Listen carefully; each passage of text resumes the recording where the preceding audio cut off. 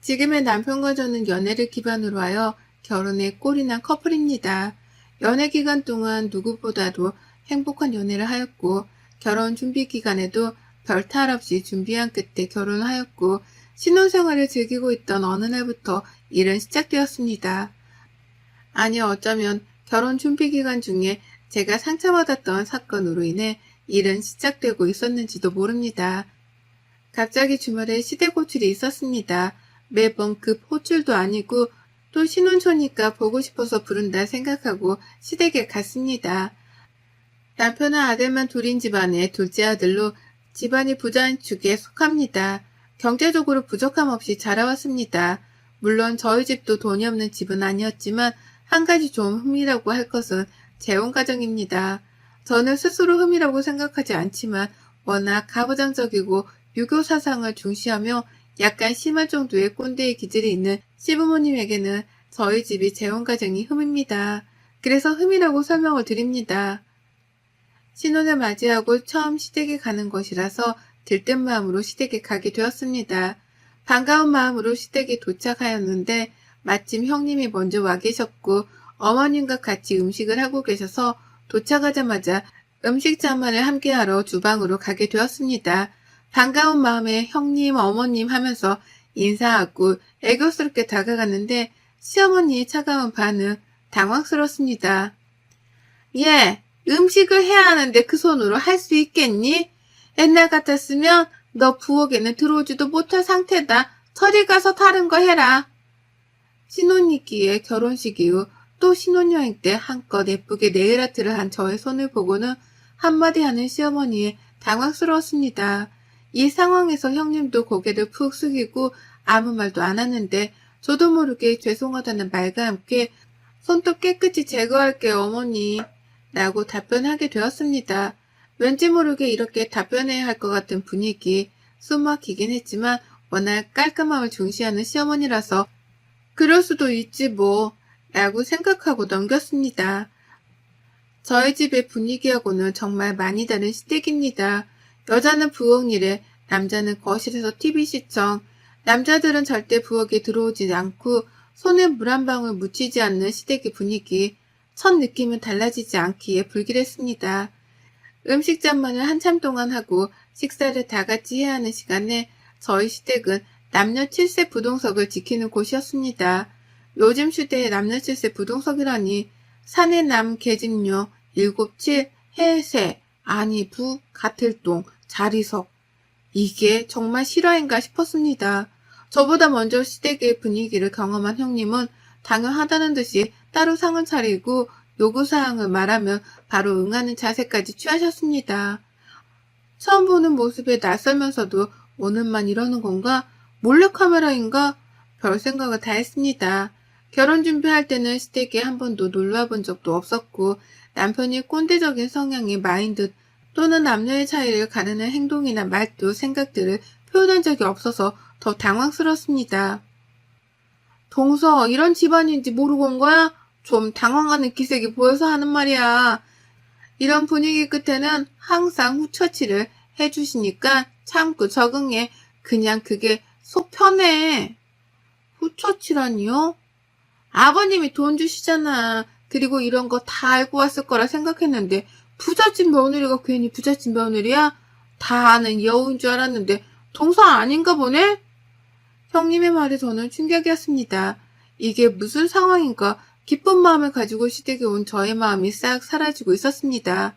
다 같이 모여서 가족의 밥을 먹는 의미는 같이 소통하고 대화하면서 정을 나누면서 함께하기 위함이 아닌가 싶었는데 이건 무슨 종살이 같은 느낌이 확 들면서 점점 기분이 나빠지고 표정 관리를 할 수가 없었습니다. 시아버지는 진짜 형님 말대로 집에 갈 때가 되니 돈을 주셨습니다. 남들이 받는 용돈 수준이 아닌 수표였습니다. 그런데 저는 기쁨보다는 황당스러웠습니다. 이것은 용돈이 아닌 시아버지가 며느리가 이뻐서 주는 돈이 아니라 꼭 종을 불러서 일을 시키고 대가를 주는 것 같은 분위기가 너무나도 싫었습니다. 남편은 이 와중에 잘못되었다고 생각도 전혀 못하고 저의 표정을 보면서 왜 저러는지 싶어 저에게 왔습니다. 왜 그래? 밥 잘 안 먹었지? 속이 안 좋아? 무슨 일 있어? 아니야, 오빠. 이따 집에 가서 이야기하자. 저는 밥을 먹는 둥 마는 둥 하고 밥상을 바로 또 치우고 설거지를 하면서 멍한 상태였습니다.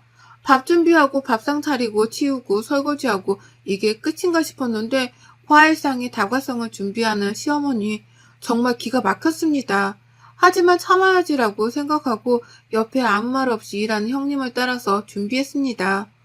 시댁을 쉬러 오는 곳이 아니다. 집에서 요즘 여자들은 이런 것도 안 한다면서? 그러니 여기 와서 좀 교육을 받고 집에 가서도 몸의 습관이 배어서 남편을 잘 내조할 수 있도록 연습한다 생각하고 부지런히 배우고 움직여라. 시어머니는 저희 엄마랑 동년배인데 정말 마인드는 무슨 조선시대를 능가하는 마인드였습니다. 시댁에서의 첫 한 끼는 정말 최악의 상태였습니다. 최악의 경험을 하고 집으로 왔습니다. 오빠, 오빠네 집은 왜 이래? 좀 이상한 것 같아. 남자들은 가만히 있고 여자들은 계속 종일 일만 하다가 서로 이야기도 안 하고 오는 이런 건 아니지 않아? 오빠네 집안 좀 이상해. 다른 집과는 정말 다른 분위기에 정말 말도 안 되는 분위기에 규칙이 있어. 그리고 며느리가 무슨 종이야? 일 시키고 나서 종을 부린 대가로 돈을 주시는 것도 좋게 보이진 않아. 이건 아닌 것 같아. 며느리와 자식 부모, 시부모님의 관계가 꼭 주인과 하인 관계 같이 보이고 정상적인 상황은 아닌 것 같아, 오빠. 뭐가? 난 이상하다고 생각 안 하는데 좀 예민한 거 아니야? 형수도 불만 없이 잘 지내왔는데 한번 우리 집 가서 밥 먹고 와서는 왜 그래? 그리고 아버지가 며느리들 고생했다고 돈 주는 건데 그게 뭐? 자기 좀 예민한 것 같아. 그리고 우리 집 관계가 어때서? 관계가 문제가 있었다면 이혼하거나 헤어지고 가족이라는 구성의 유지에 문제가 생겼지. 남편은 계속 그런 집안에서 자라왔기에 하나도 이상하다고 생각하지 않았습니다. 계속 말해봤자 싸움만 될 것 같았습니다. 그리고 말 속에 저의 재혼 과정에 대한 공격이 있는 것 같아서 제 상처가 건드려지는 것 같아 대화를 그만했습니다. 네가 이상한 거다. 네가 이상한 가정에서 생활을 했으니까 지금을 이해 못하는 것이다. 받아들으라는 메시지를 계속해서 보내는 듯한 남편. 사실 결혼 준비 중에 순탄한 게 나름 지나가긴 했지만 한 가지 점에서는 저에겐 마음의 상처의 계기가 된 것이 하나 있었습니다. 앞에서 말한 그 지금의 문제의 시초를 알리는 사건입니다. 저는 재혼 과정으로 아빠가 친아빠가 아니시기에 저와 성이 달랐습니다. 저는 이씨, 재혼한 아버지는 박씨. 그래서 결혼 전 청첩장을 만들어서 보낼 때 시댁에서 시아버지가 이 부분 때문에 난감하시고 본인 기준이 아니셨기에 따로 아버님의 전화호출로 한 소리 들었습니다. 아가 청첩장 말이다. 아버지의 성함을 친아버지 성명을 넣으면 안 되겠냐? 지인들한테 청첩장을 줄 때 내가 얼굴을 둘 수가 없다. 우리 집안이 재혼과정과 결혼한다는 건 용납할 수가 없는 일인데 100번 1000번 우리 집에서 많이 양보한 거니까 네가 좀 청첩장 혼주 성명권은 생각 좀 해서 바꿔라. 그럼 난 이만 끊는다. 시아버지는 만나서 말도 아닌 전화로 위와 같은 부분에 대해서 말씀하셨는데 거의 통보식이었습니다. 결국 저는 시아버지의 요청대로 현재의 아버지 성함이 아닌 이혼한 저의 친아버지 성함을 넣고 청첩장을 돌리게 되었습니다. 시아버지의 요청은 수락이 되었고 시댁은 요구사항이 들어져서 좋았을지 모르지만 저희 집과 저는 상처를 받았고 정말 꾹 참고 양보를 했습니다. 저희 집 지인들은 반대로 왜 아버지 성함이 이래? 라는 질문을 도리어 받게 되었습니다. 하나 저와 저희 엄마 그리고 재혼한 아빠는 이런 부분에 있어서 마인드가 유연하기에 그럴 수 있지라고 생각하였고 서로 조율해서 행복할 수 있다면 괜찮은 선택이라고 여겼기 때문입니다. 첫 느낌이 별로고 첫 행동을 보면 다 알 수 있다고 했나요? 청첩장 사건부터 이미 시댁의 꼰대 성향과 말도 안 되는 규칙과 분위기가 풍겼던 것입니다. 시댁을 다녀온 며칠 뒤 시어머니한테 전화가 왔습니다. 어디니? 집에서 놀고 있지? 잠깐 우리 집에 좀 와라. 아, 어머님 저 지금 밖에 나와서 볼일 좀 보고 있는데 뚜뚜뚜뚜뚜. 시어머니는 질문하고 본인이 답을 하고 통보하는 식으로 전화를 하시고 끊었습니다. 저는 일정을 다 중단하고 시댁으로 갔습니다. 무슨 일이세요, 어머님? 아니, 너 우리 아들한테 우리 집이 이상하다고 했다면서? 뭐가 이상하다는 거니? 너야말로 이상한 거 아니니? 너 지금 보니까 돈 좀 번다고 우리 집 무시하는 거니?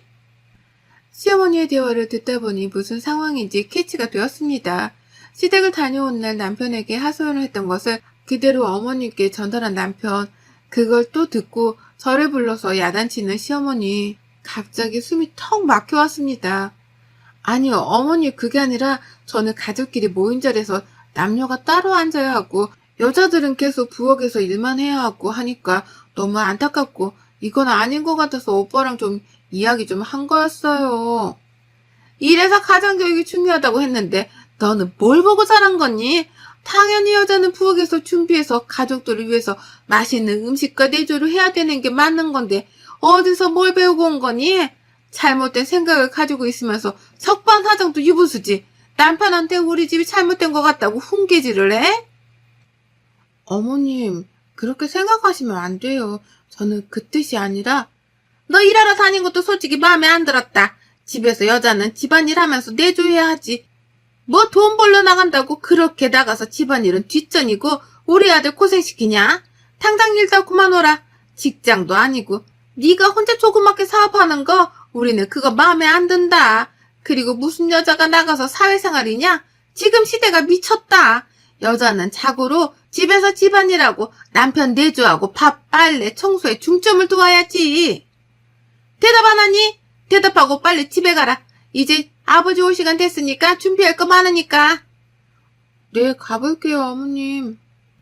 시어머니와 분명 저는 대화를 하러 온 것이라 생각했는데 이것은 일방적인 통보와 일방적인 훈계 그리고 일방적인 대화의 방식으로 고구마 1000개는 먹은 것 같은 기분으로 집에 돌아왔습니다. 정말 꼰대의 마인드 그리고 꽉 막힌 사고방식 저의 일하는 부분까지 터치하면서 그만두길 강요하는 시어머니. 남편과 이야기할 힘도 없었고 지쳐만 가는 결혼생활 아니 신혼생활이 이어지고 있었습니다. 일주일 뒤 시아버지 생신이 겹쳐 다시 또 시댁에 가야 했습니다. 일방적인 시어머니의 대화와 함께 그날 있었던 일 때문에 기분이 좋지 않은 상태였지만 결혼하면 누구나 고부 갈등도 생기고 트러블이 있지만 맞춰가는 단계일 거라 생각하고 긍정적으로 생각해보려 하며 풀고 시아버지 생신날 시댁에 또 가게 되었습니다. 시아버지가 기분이 안 좋았습니다. 형님과 어머님은 먼저 주방에 계셨고 사태 파악을 하기 위해 저는 주방에 가서 왜 그런지 여쭤보았습니다. 동서, 왜 이렇게 늦게 왔어? 아버님 동서날 때문에 화났어. 네?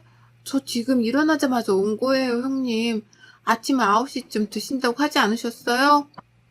동서가 뭘 몰라서 그러는데 오늘 아버님 생신이잖아. 나는 새벽 5시에 왔어. 좀 눈치 좀 챙겨. 너는 지금 시간이 몇 시니? 꼭 이렇게 중요한 날에 늦게 와서 기분을 안 좋게 해야겠니? 정말 하나부터 열까지 마음에 안 든다. 7시 30분에 시댁에 왔는데 늦게 왔다고 눈치를 주는 형님과 잔소리하는 시어머니. 이 와중에 남편 또한 아차 싶었다면서 죄송하다고 인정하는 분위기. 시아버지는 기분이 상한 채로 방 안에서 혼자 누워있는 상황. 저는 정말 무언의 압박으로 시아버지께 찾아가서 죄송하다고 사죄할 수밖에 없었습니다. 너 오늘 무슨 날인지 알고 7시 반에 온 거냐? 정말 너 서운하다. 어른의 생일에 이렇게 늦게 오면 내가 오해를 하잖냐. 앞으로는 시간 약속 잘 지키고 절대 이런 일 없도록 해라. 네, 죄송해요, 아버님. 처음이라 그랬어요. 명심하겠습니다. 점점 이 집 분위기에 가스라이팅 당하는 것 같았습니다. 집안 교육을 잘 못 받아서 그런다. 네가 몰라서 그런다. 이렇게 일하고 나서 대가를 주지 않느냐 등등 가스라이팅이 맞음에도 불구하고 저는 점점 대응할 힘이 사라지는 것 같았습니다. 남편은 이 집에서 30년 이상 살아왔기에 뭐가 옳고 그른지조차 구분하지 못하였고 저는 이제 3개월 차의 시댁 분위기를 맛보고 저 또한 흔들리고 있는데 이 부분에 있어 친정에 말할 수도 없고 너무나 답답합니다. 이런저런 생각을 가지고 시아버지 생신상을 차리고 웬일로 다 같이 앉아서 이야기할 수 있는 시간이 생겼습니다. 시아버지가 다 같이 앉아보길 명했기 때문입니다. 내가 지금 할 말이 있어서 다 모이라고 했다. 내가 할 말은 이번에 태양광 사업을 좀 하게 되었는데 너네들 각자 이름으로 하나씩 줄 건데 첫째는 첫째니까 5개.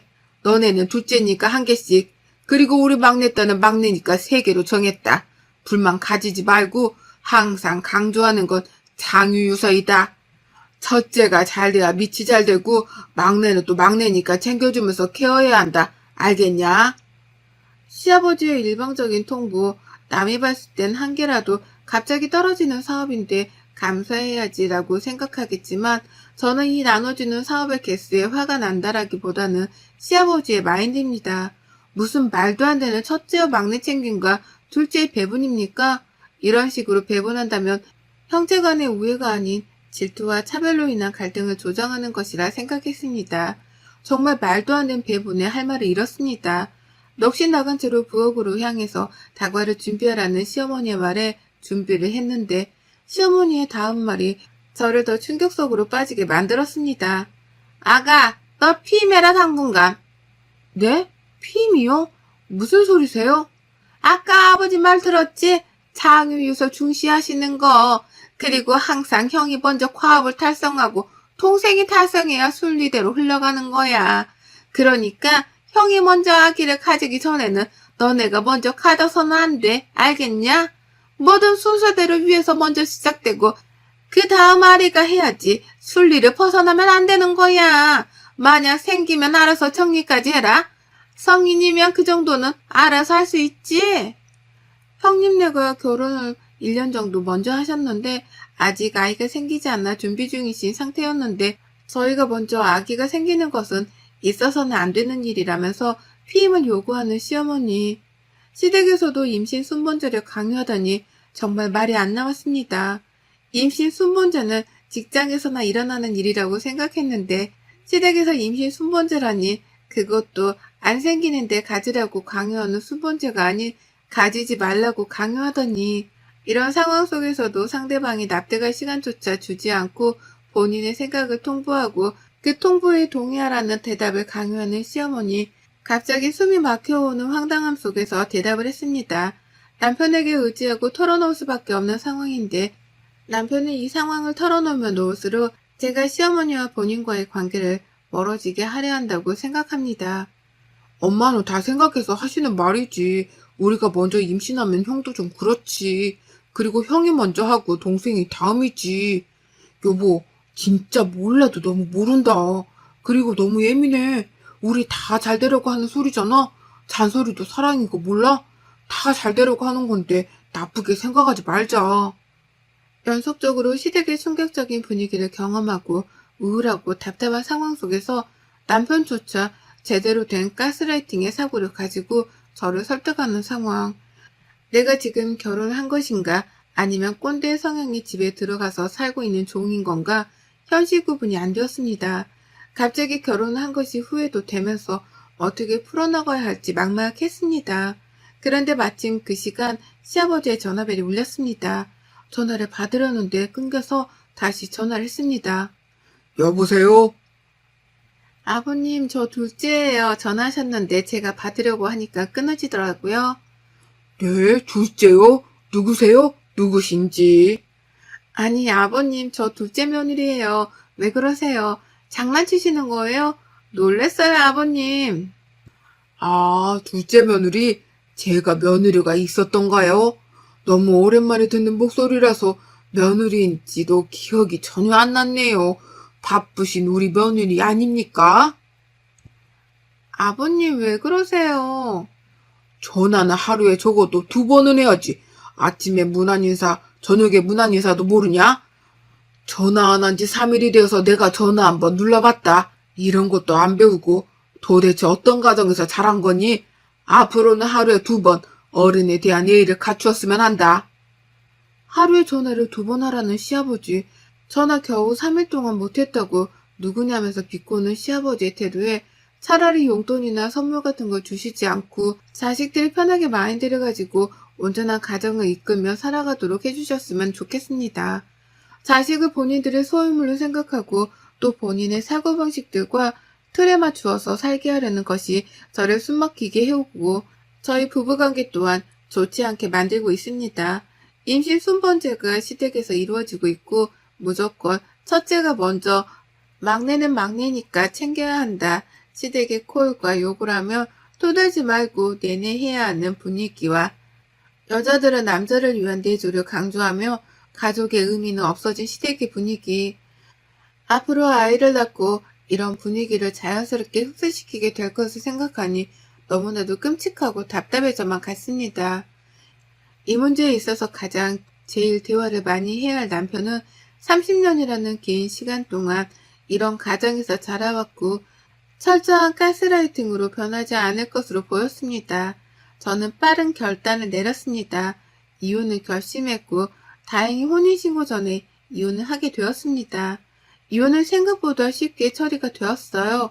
하지만 이후에 너 때문에 가문의 명예훼손이니 뭐니 계속해서 찾아오는 시부모님 때문에 저의 삶은 힘든 순간들도 있었지만 그래도 끝이 보이니 참을 수 있었습니다. 선하게 그리고 격식을 갖추는 것이 먼저 선하게 격식을 갖추는 사람에게나 허용되고 통하는 것이라는 것을 알게 되었습니다. 그리고 짧은 결혼 생활이었지만 시부모님의 약점을 알게 된 저는 그 약점을 터뜨리기로 했습니다. 바로 체면입니다. 제가 짧게나마 유지해온 결혼 생활을 시부모님의 회사와 지인에게 폭로했습니다. 폭로 전에도 이미 가문의 명예훼손이니 어쩌니 하면서 찾아와 협박한 것에 비하면 제가 한 것은 세 발의 피였습니다. 체면 망신을 시키자라고 생각하니 제 속은 사이다처럼 시원했고 체면 망신에 있어서 시댁은 지렁이를 밟으면 꿈틀듯이 극한 반응을 보이며 분노를 표출했습니다. 어디서 근본도 없는 년이 들어와서 우리 집안을 망신시켜? 너 가만두지 않겠어? 우리 가문에 쪽을 줘 감히?